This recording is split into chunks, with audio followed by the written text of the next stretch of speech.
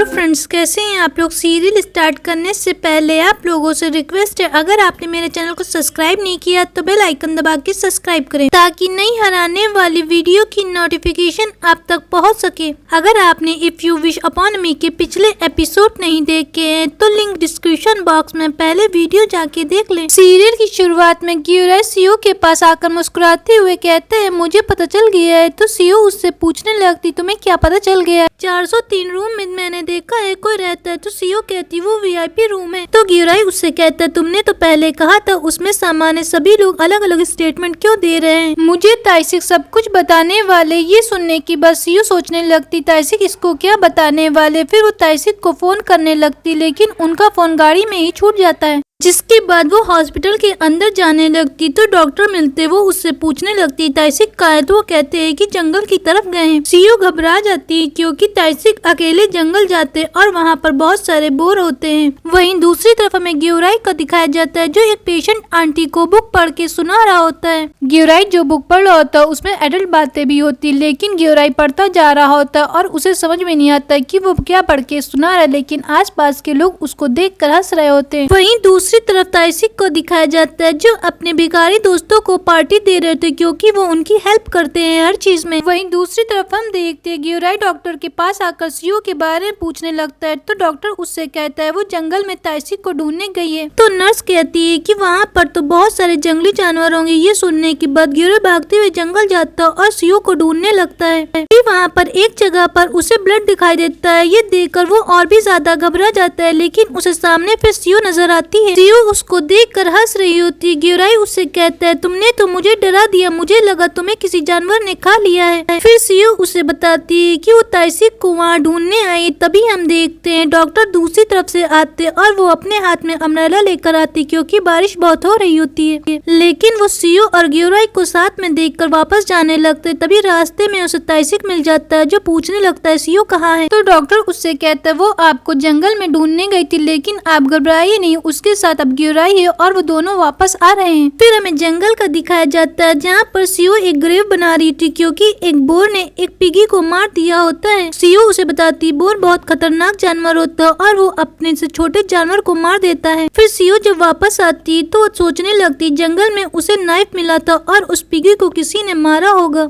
अगले सीन में हमें एक आंटी दिखाई जाती है जो सारा काम करके अपने घर वापस जाने के लिए कहती तो ताइसिक उनसे कहते हैं संभाल कर जाइएगा। वहीं दूसरी तरफ हमें ग्यूराई दिखाया जाता है जो बारिश में भीगने की वजह से बीमार हो जाता है। तो सीओ से कहता है तुम क्यों नहीं बीमार पड़ी, तुम भी तो बारिश में भीग गई थी। तो सीओ उससे कहती मैं स्ट्रॉन्ग हूँ लेकिन तुम बिल्कुल भी स्ट्रॉन्ग नहीं हो। फिर ग्यूराई उससे कहता है मैं तुम पर चिल्लाया था उसके लिए मुझे माफ कर दे क्योंकि मैं परेशान था। एक पेशेंट मुझसे कह रहा था कि तुम मेरी जान ले लो क्योंकि तुम जेल से आए हो। अगर मैं जेल से आया हूँ इसका ये मतलब नहीं मैं किसी की जान ले सकता हूँ। तो सीओ भी उससे कहती तुम परेशान न हो, कुछ पेशेंट ऐसे होते हैं जो अपनी लाइफ से परेशान होकर ऐसी ही बातें करते हैं। फिर ग्यूराई सीओ से कहता है मुझे तुम अपना टैटू दिखा सकती जिसमें लिखा है डेथ इज नॉट डन। तो सीओ उसको टैटू दिखाती। फिर हम देखते ग्यूराई को नींद आने लगती जहाँ पर वो नींद में उससे कहता है कि आई लाइक यू। ये सुनने के बाद सीओ कहती मैं भी तुमको पसंद करती हूँ। वहीं दूसरी तरफ हमें वही आंटी दिखाई जाती जो हॉस्पिटल से काम करके घर आती। तभी उनको लगता है कि उनके घर में कोई इंसान है।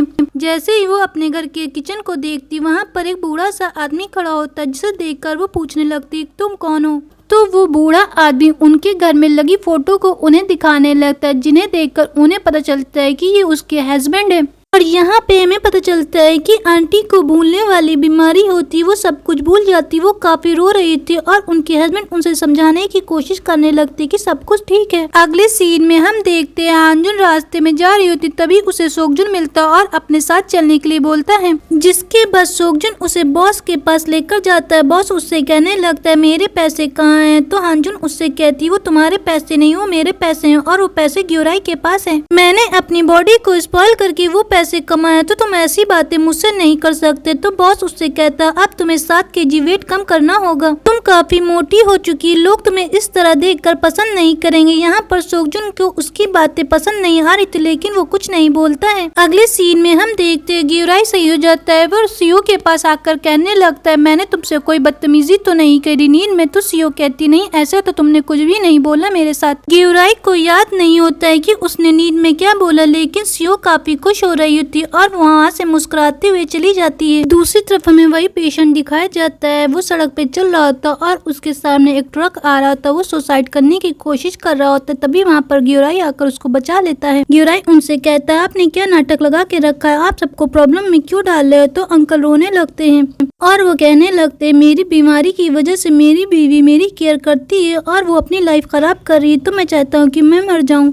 ताइसिक वहीं पर खड़े होकर उनकी सारी बातें सुन रहे होते हैं। फिर वो उनसे कहते हैं अगर आपको अपनी वाइफ की इतनी ही फिक्र है तो आप उनकी शादी करवा दो, आपके जाने के बाद आपकी वाइफ भी खुश रहेंगी। फिर हम देखते हैं ग्योराई को ताइसिक बुलाते और कहते हैं तुम्हारे दिन पूरे हो गए, आज तुम्हें जाना होगा यहाँ। ग्योराई ये सुनकर काफी परेशान हो जाता, उसे जाने का मन नहीं होता और ताइसिक भी ये बातें समझ रहे होते और वो मन में कहते मुझे पता है तुम यहाँ से जाना नहीं चाहते हो। अगले सीन में हम देखते हैं डॉक्टर सीओ को अपने ऑफिस में बुलाते और वो उसके लिए गिफ्ट देते हैं। उसमें एक नेकलेस होता है जिसे देखकर सीओ काफी खुश होती है। गिफ्ट के अंदर एक वैन फिटनेस कार्ड होता है। डॉक्टर उससे कहता है तुम दूसरों का ख्याल रखती लेकिन अपना नहीं रख पाती, इसीलिए मैं तुमको गिफ्ट दे रहा हूँ। जहाँ पर सीओ कहती है ये मैं गिफ्ट नहीं एक्सेप्ट कर सकती, लेकिन वो वैन कार्ड को एक्सेप्ट कर लेती है। सीओ कहती है ये मैं इसलिए नहीं एक्सेप्ट कर सकती क्योंकि ये नेकलेस काफी एक्सपेंसिव है, लेकिन मैं ये जिम कार्ड एक्सेप्ट कर रही हूँ। वहीं दूसरी तरफ में हॉस्पिटल का दिखाया जाता है जहाँ पर 4-5 काफी हट्टे कट्टे आदमी आते, जिसे देखकर ग्योराई उनसे कहता है तुम लोग गुंडे हो क्या। उनकी बॉडी में भी काफी टैटू बने होते हैं। फिर ग्योराई कहता है तुम्हें तो देख के लगता है तुम लोग गुंडे हो। यहाँ पर उसकी बहस होने लगती, तभी वहाँ पर सीओ आकर कहती ये मेरे भाई हैं। ये सुनने के बाद ग्योराई काफी शर्मिंदा होता है क्योंकि सीओ के भाइयों के साथ पहली मीटिंग ही उसकी खराब होती है। उसके भाई सीओ से पूछने लगते ये कौन सा गुंडा है, ये मुझसे ऐसी बातें क्यों कर रहा है। तो कहती ये भी एक वॉलंटियर है जैसे आप लोग करते हैं। फिर सीओ के भाई सारे पेशेंट को देखते हैं। यहाँ पर उनकी और डॉक्टर की काफी अच्छी पट रही होती है और ग्योराई को ये देखकर काफी जेलस फील हो रहा था।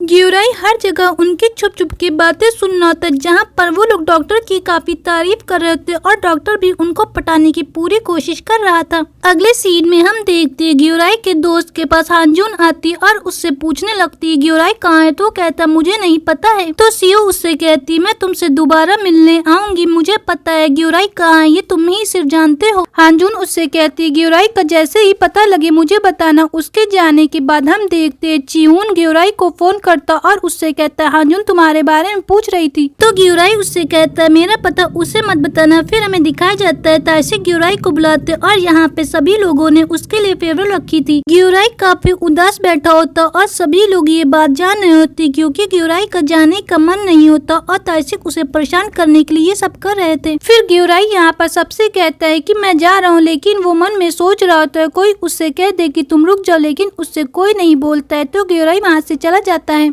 ग्योराई के जाने के बाद सभी लोग हंसने लगते और कहते मुझे पता है इसका जाने का बिल्कुल भी नहीं मन है। फिर हमें ग्योराई का दिखाया जाता है जो गुस्से में अपने कपड़े पैक कर रहा था और अपने डॉगी से गुस्से में बात कर रहा होता है। फिर हमें दूसरी तरफ दिखाया जाता है ताइसिक ग्योराई की डिग्गी को ओपन करते हैं जहाँ पर उन्हें पैसे दिखाई देते हैं। तभी वहाँ पर ग्योराई आ जाता और उससे कहने लगता आप मेरे सामान को कैसे हाथ लगा सकते हैं। फिर ताइसिक ग्योराई से बैठने के लिए कहते और उससे कहते मुझे तुमसे कोई बात करनी है। फिर ताइसिक उससे कहते मैं नहीं चाहता तुम यहाँ से जाओ। फिर ताइसिक ग्योराई से बताने लगते मुझे लंग कैंसर था और मुझे ये जानकर कोई भी पछतावा नहीं क्योंकि मेरे काम ही ऐसे थे। मैं अपनी फैमिली को पालने के लिए काफी बुरे रास्ते पे चला गया। मेरी वाइफ ने मुझे रोका लेकिन मैंने उसकी बात भी नहीं मानी। जब मुझे पता चला कि मुझे कैंसर है तो मैंने अपना घर छोड़ दिया ताकि मेरा परिवार खुश रहे। घर से निकलने के बाद मैं इधर उधर भटकता रहा तो लोगों ने मुझे इसी हॉस्पिटल के बारे में बताया, लेकिन मैं अपनी गलतियों को याद कर रहा था। इसी वजह से मैंने जान लेने की कोशिश करी और हॉस्पिटल की टीम ने मुझे देखा तो मुझे बचाया।